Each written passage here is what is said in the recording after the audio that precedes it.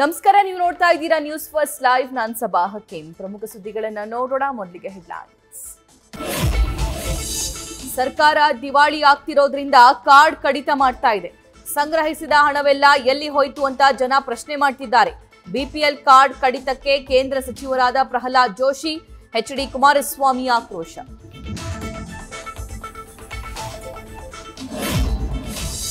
ಆದಾಯ ತೆರಿಗೆ ಕಟ್ಟೋರು ಯಾರು ಅನರ್ಹರೋ ಅವರ ಕಾರ್ಡ್ ರದ್ದಾಗಿವೆ. ಅರ್ಹರಿಗೆ ತಪ್ಪಿಸಲ್ಲ, ಅರ್ಹರ ಕಾರ್ಡ್ಗಳು ರದ್ದು ಮಾಡಲಲ್ಲ. ಅನರ್ಹರಿಗೆ ಕೊಡಬಾರ್ದೆಂಬುದು ಉದ್ದೇಶ. ಮಾತುಕತೆಯಷ್ಟೇ ನಿರ್ಧಾರವಾಗಿಲ್ಲ ಎಂದ ಸಿಎಂ ಸಿದ್ದರಾಮಯ್ಯ.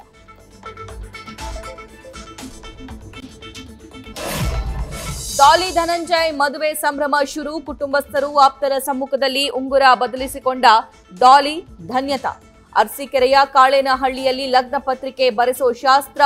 ಮುಂದಿನ ಫೆಬ್ರವರಿ 16ಕ್ಕೆ ತುಳಿಯಲಿದ್ದಾರೆ ಸಪ್ತಪದಿ. ನ್ಯೂಸ್ ಫಸ್ಟ್ ನಿರ್ಭೀತಿಯಿಂದ ನಿಮ್ಮ ಪರವಾಗಿ.